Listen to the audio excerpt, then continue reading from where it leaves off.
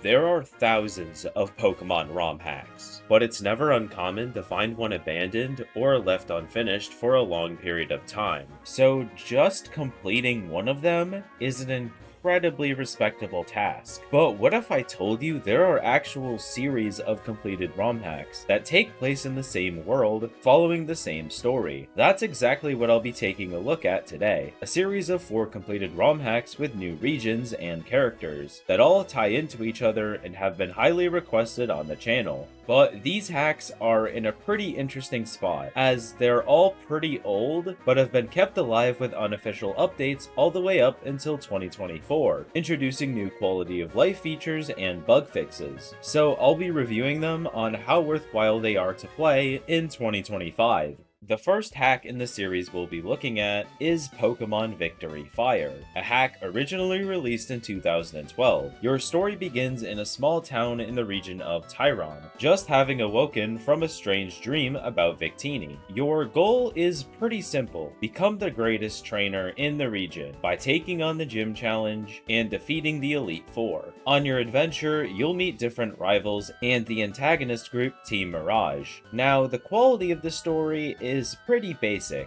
It doesn't really have any of the issues that plague most old ROM hack stories, like edgy dialogue, bad grammar, or cringy moments. It's just very flat. Things are told to you how they are, and there isn't much emotion attached. But that might be a plus for people that just want to focus on the gameplay, and not find themselves in a situation where they don't know where to go next. I kind of felt the same way about the region. It's not bad at all, as the route diversity is pretty good, with areas like a beachside, forest, volcano, and mountain village being explorable in the first quarter of the game. However, the overworld art style is a bit lackluster, not providing much color variety, and they didn't mix well with the other default tiles that were used alongside them. But I will give credit where credit is due, because not many ROM hacks, especially back then, really took the time to add any custom tiles. Onto the gameplay, when you begin your adventure, your starter will be dependent on the character you choose to play as, Axu for the male and Gible for female. While that might sound a bit disappointing,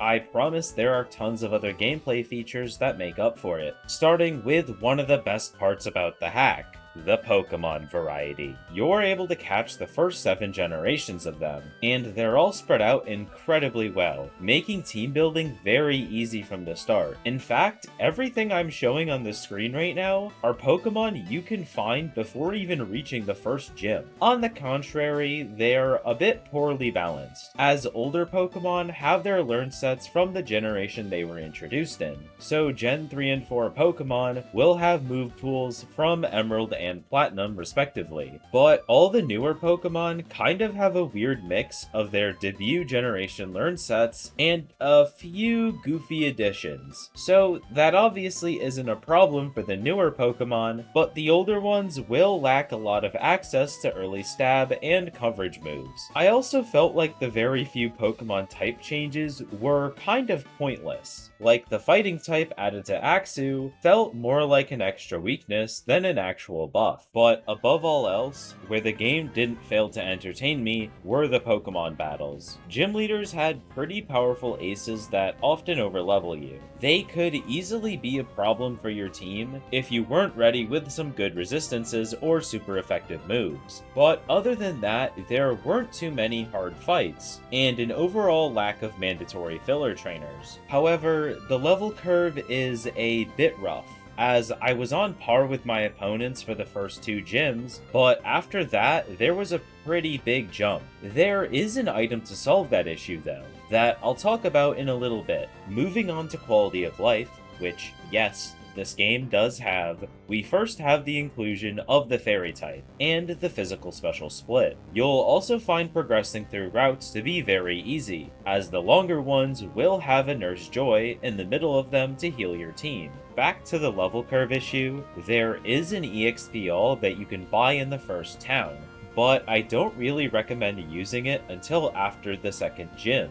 as on my first run, I found myself to be overleveled incredibly quickly, which kind of ruined the fun to the point where I just restarted and opted not to use it until I needed it. So I recommend playing without it until right after the second gym, and then turning it on for a smooth sailing experience through what would normally be a terrible level curve. Overall, Victory Fire is a pretty fun experience that just lacks a lot of polish. I'll be giving it a 70% on the playability scale. The next game in the series is Pokemon Resolute, releasing just 1 year after Victory Fire in 2013. The story takes place in the Ceylon region, 1 year after the events of the first game, where you play as a brand new trainer who has been tasked with traveling the region and filling the Pokedex. But after the antagonist group of the first game, Team Mirage, returns to cause trouble, you decide to take on the gym challenge. I'll start by saying that there are a lot of similarities to the first game, which isn't very surprising considering how close their release dates were. First of all, the writing is still very bland. Your rivals have very generic personalities, and they really only existed to be an extra battle on your journey. Secondly, the region. It was mapped using a very similar tile set as the first game, but the custom tiles were at least a bit more polished. However, this time around, I had a lot less fun exploring it. The pre-Gym 1 story is an absolute mess of backtracking, and once you finally get through it, yeah, your adventure is much smoother and straightforward, but I didn't feel the region was nearly as diverse as the first games. The maps aren't bad, they're just pretty boring to progress through. What actually separates this hack from the last, though, is content. Not only is there the entire first region from the first game, but you can also travel to Johto as well, because why not, I guess. So you'll have 24 gyms to challenge across 3 regions, if you choose to play that far into the post-game. Onto the Pokemon side of the gameplay, just like the first game, a very overpowered version of the EXP All has been added, and you can purchase it at a shrine in the first forest. But this time, the steep level curve hits you a bit earlier, so I suggest switching it on just after you defeat the first gym leader. The Pokemon variety is just as good as it was before, if not better. You'll have a lot of options to build your team out of very early. As for your starter, it's once again tied to the character you choose to play as, Riolu for male, and Mienfoo for female. Something that might have also been an issue in the first game that I'm only noticing now is that a lot of the Generation 5, 6, and 7 Pokemon felt like their learn sets were either unfinished or broken,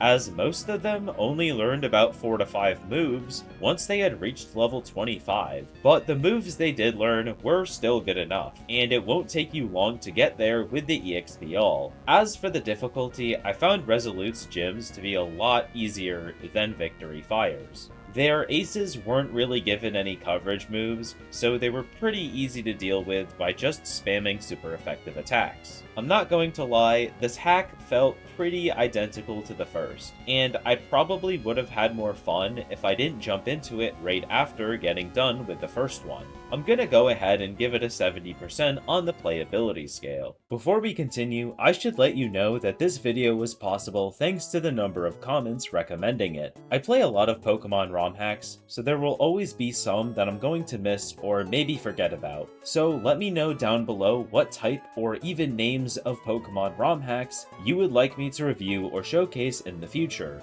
and subscribe so you know when I upload a video about them. On to Hack 3, it was once again released only a year after the last one, so I went in with pretty low expectations. However, I have to say that they were definitely surpassed. It's not an incredible hack, yet it's definitely better than the first two. This is Pokemon Mega Power, and the story takes place in the new region of Ivara. But instead of playing as a regular Pokemon trainer, you're a gifted scientist with a mission to create Mewtwo. But after falling back on their decision due to moral reasons, you're then tasked with collecting 8 gym badges in order to become strong enough to deal with the antagonist group, Team Delta, whose goal is to pick back up the abandoned Mewtwo project. Now, at this point, I've started to realize that I don't exactly think you need to play the previous games in order to understand the next. Sure, they are all connected, and there are reappearing characters, but each hack does have its own story arcs that can stand on their own. You're still going to have some generic rivals, but the dialogue certainly has more emotion put into it, and felt like I was actually reading a story rather than just a really long summary of one. The overworld graphics are also a lot better in this hack, as towns actually felt like they had their own personality, rather than just being random houses thrown around a plot of grass surrounded by trees. Onto the gameplay, this time you'll actually be able to pick your own starter, rather than it being locked to your character selection. On paper, your options might not look that great, but the one I chose had some buffs to its learn set, and evolved by level up rather than stone. So I'd have to assume the same is likely for the rest of them. The Pokemon variety continues to get better, as you'll find yourself able to catch forest, mountain, cave, and snowscape Pokemon before you even reach the first gym. But what doesn't improve is the level curve, as it starts to bully you just after the second gym. Luckily, just like the last two hacks, there's an overpowered EXP all item you can buy right in the first town, so I suggest turning it on right after you get your second gym badge, if you want a balanced experience, that is. Difficulty-wise, I found it to be just as hard as the first two hacks. There are a handful of overpowered enemies, which you'll find to be annoying in the early game, but the gym leaders were pretty big pushovers, which again, can be dealt with very easily with just access to super effective moves. You can also pick up cheap healing items such as citrus berries from a shop in the second town, which significantly reduced the backtracking I'm sure I'd have to do without, and made a lot of my team members really hard to take down. So Mega Power will be getting a 75% on the playability scale. It's still very far from a flawless experience, but across the board it was a much more enjoyable one than the first two hacks. And finally, we've arrived at what many people consider to be the best hack in the series, Pokemon Nameless. Unlike the first three's trend of being released almost right after the last, this one came out 5 years later in 2019. Now, I'm going to immediately say that the worst part about this hack is its intro segment. It introduces you to the character you'll be playing as, and then takes you through a game of cat and mouse with the hack's evil team. While that might not sound that bad, it's just really long. Once you're finally done with it though, you'll begin the real story. You'll play as an orphaned girl named Kranya, traveling across the region of Sien to track down their adopted father. On your journey, you'll come across the antagonist group responsible for the loss of your mother's life, and in order to defeat and protect yourself from them, you'll take on various battle arenas across the region, which I'll talk about more in a bit. The story in this hack is a bit better than the first three. It's still very far from perfect, but it was nice to see the improvement in writing quality as I progressed through the series. Where this hack truly shines though is gameplay, because there are a lot of unique features to break down. Starting with the basics, the Pokemon variety still doesn't disappoint, with generations 1 through 8 available.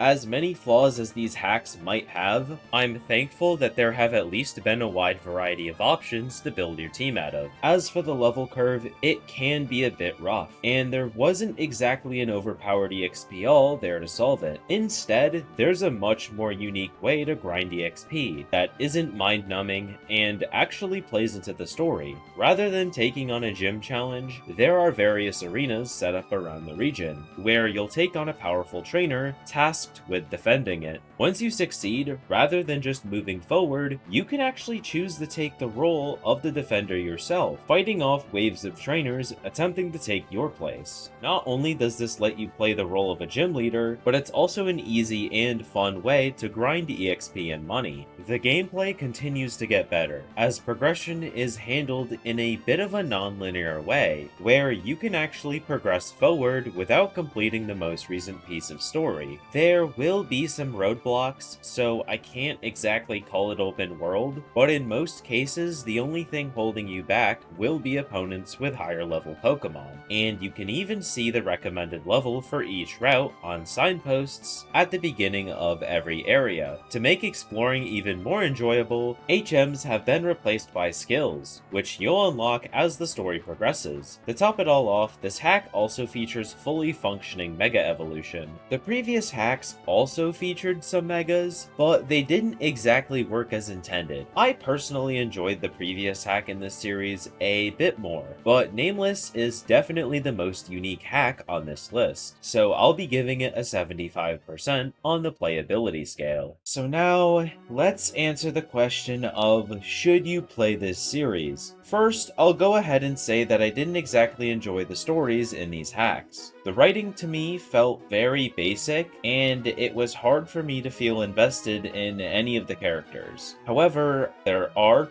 plenty of fan games and ROM hacks I didn't enjoy the story of that many people did. So my opinions on the writing are purely subjective. What I did enjoy though was exploring the new regions and catching the wide variety of Pokemon. Between all 4 hacks, I never felt like I had to worry about using a similar team as the previous one, and while trying to balance your use of the EXP all around the terrible level curve might seem annoying, I promise it's a much better alternative to what you had to do back in the day, which was give yourself rare candies and pray the ROM didn't implode on itself. But like I said at the beginning, despite their flaws, releasing 4 completed ROM hacks in the span of 7 years is undeniably impressive, and I have to give the devs props for not abandoning them even a decade later, as the newer updates are almost completely bug-free. I'm going to be giving the full series a 75% on the playability scale. I think Mega Power is definitely worth a try, as it feels like the best one on the list. But if you prefer to play this in chronological order,